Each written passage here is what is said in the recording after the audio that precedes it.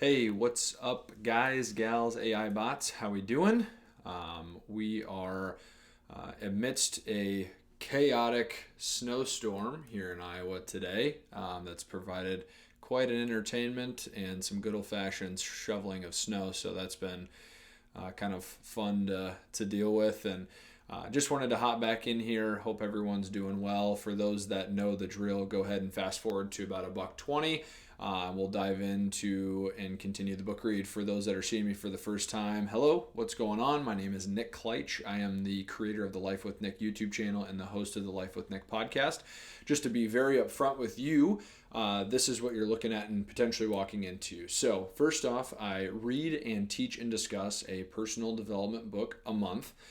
This can be ranging under the nonfiction or fiction section, but that will be kind of the content that you'll be receiving. I do this because I personally love personal development. I'm not one to jam it down people's throat. Just love to get better and honestly improve myself every day in the ways that I can. So if that's for you, would love for you to subscribe to the channel so you can get updates on all the ones that we do. And as you can see over here, got a nice plethora of books that we have done and will do. So hopefully that's crystal clear. Also, I do give voice to everyday people in my podcast once a month. I love talking to folks and just diving into any type of conversations. So if that's for you, go to the YouTube channel. And then you can click the website there for any updates and people that I've talked to recently. So for those that know the drill, let's go ahead and continue. So we are going to do our book read of the month, and that is The 5 Major Pieces of the Life Puzzle by Jim Rohn. We had just accomplished activity part 1, which is the third major piece to the life puzzle, and today is activity part 2.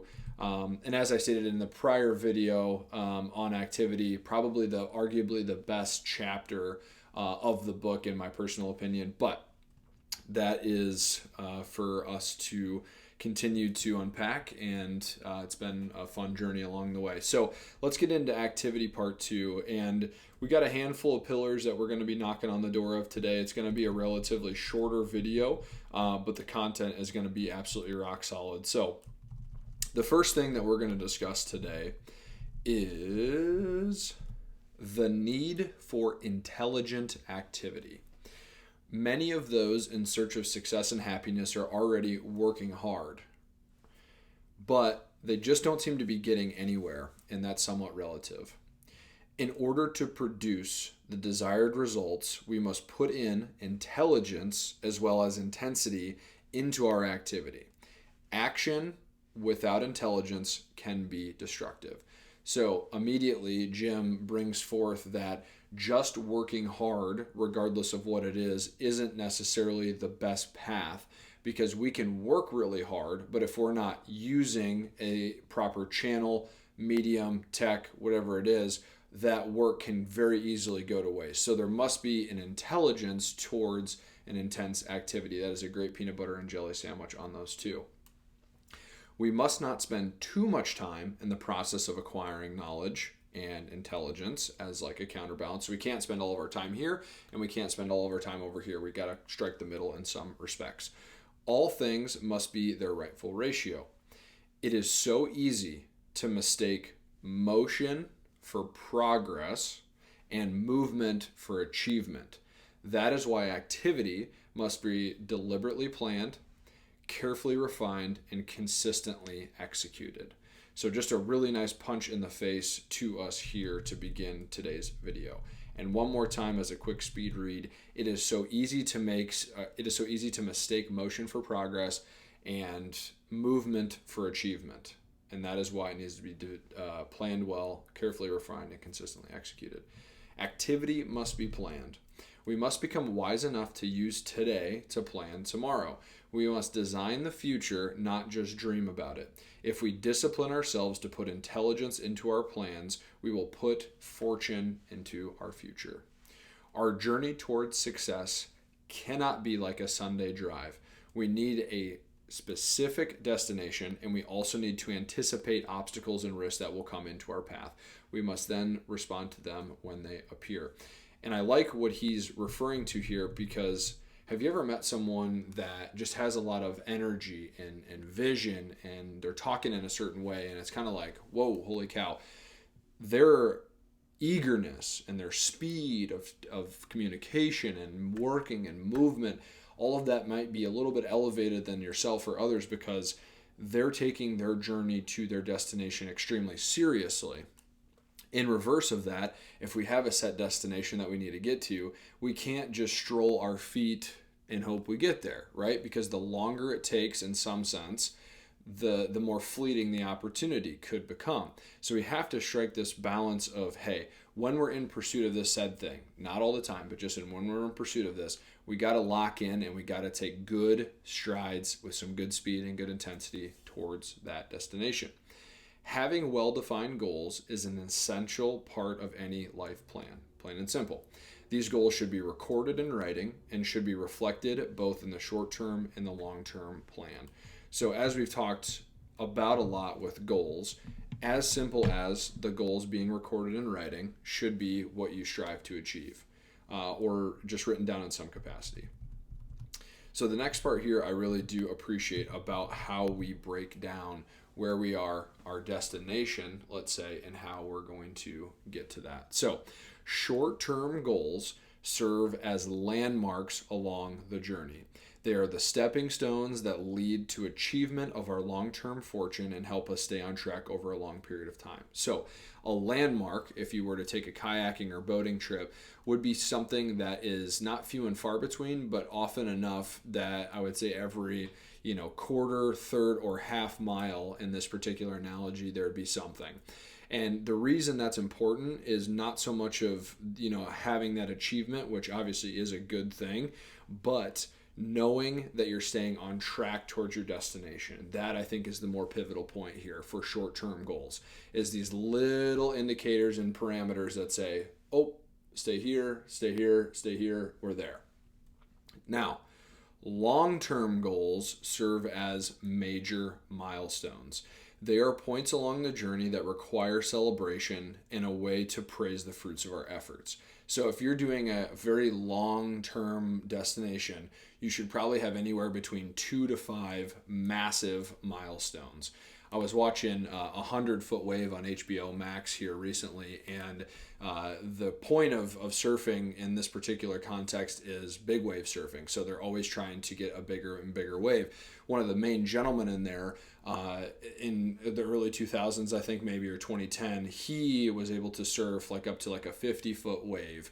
And so at that time, the 50-foot wave was that milestone achievement. It was like, holy cow, no one had really thought to do these big waves, and he did a 50-footer. That's incredible. So his overall goal was to surf the 100-foot wave, but 50, halfway to 100, obviously, could be that celebrated milestone.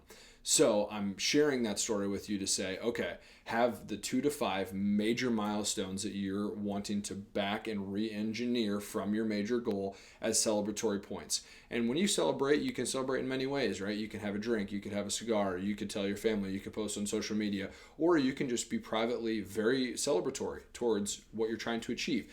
And the reason celebration is important with this as well too is that if we're not celebrating some of these accomplishments, we're really diluting the emotional attachment we have to achieving this goal, right? These things are hard to pursue. We must celebrate to keep that confidence, energy up, and all that good stuff. So a little bit of a ramble, but good points at the end of the day. So still staying in that section. The most important part of planning and goal setting is to see in our mind's eye the major objective that we are pursuing consistently. So this is outside of those short-term and long-term. We want to go in our mind's eye to that major objective. Our major objective is the unseen force that pulls us into the future. Now, our daily activity and discipline provides the push to propel us forward, and it is the dream of the future achievement of our objectives that pulls us along day after day. The vision and the image of the future can also pull us through many major obstacles along the way. And I'll continue on here and then break it down. The exciting thing about this process is the more that we push, the more the future begins to pull, as we demonstrate an unwavering determination to conquer our limitations, increase our intelligence, and achieve our objective. The still small voice within us speaks its special and promising message, adding to the pull of the future. So we have our objective that we want to hit. We have the goals in the plan that stretch us out. We have short term, we have long term, short term, long term. In addition to all of that, we are seeing in our mind's eye the major objective every day, every week, every month that we're pursuing. Now, as we're executing on short term, we're pushing forward because we're getting the confidence from the execution of said task. Then, in our mind's eye, when we're viewing and perceiving this end destination, we're getting a pulling force because as we're moving, we're generating that force and it's pulling us closer and closer to it. So the combination of both of those things creates an unbelievable wave of momentum to said objective, which I think is kind of cool. I don't know if I have much more to say to that, but I just think that's like a cool principle that he talked about. Okay, so activity must be planned, and just planning in general as we talk short-term, long-term.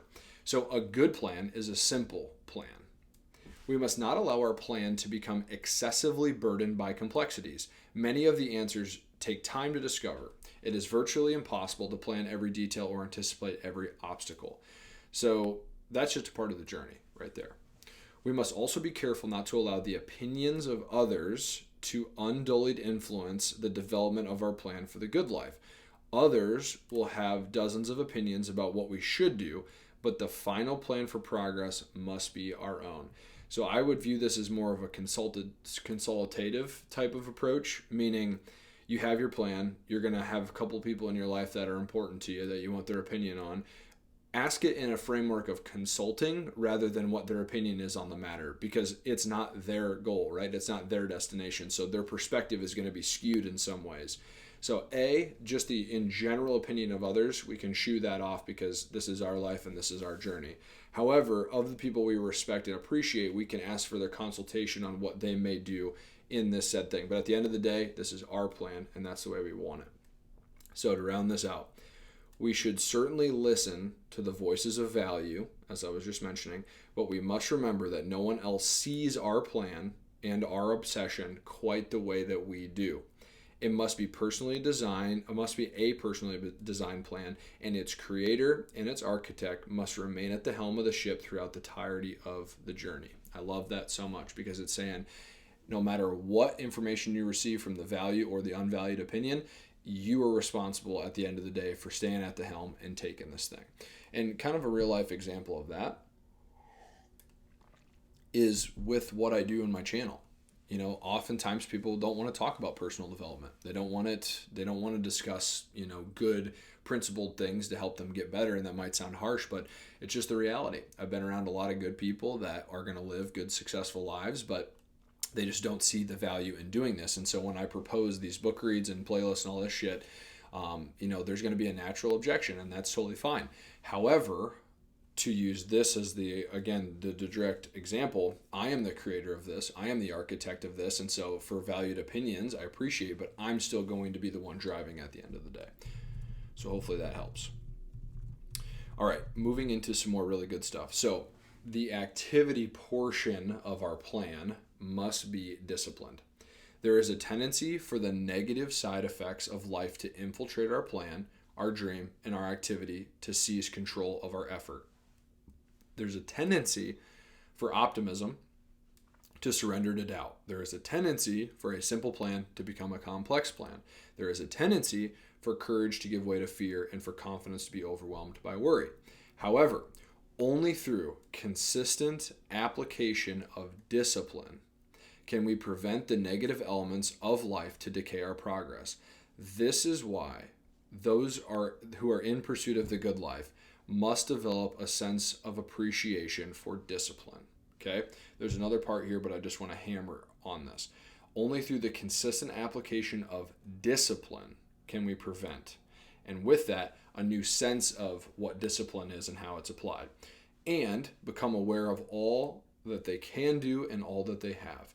We can begin the process of amending our activity to such a degree that today can become the starting point to a whole new life. Anyone can do it through the appreciation and the respect of discipline. And to work into a little bit of that in real life context.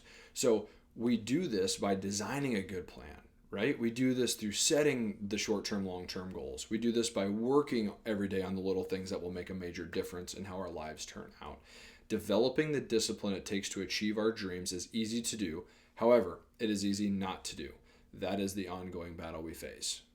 Discipline is your friend. It's a thing of beauty. All right. Now,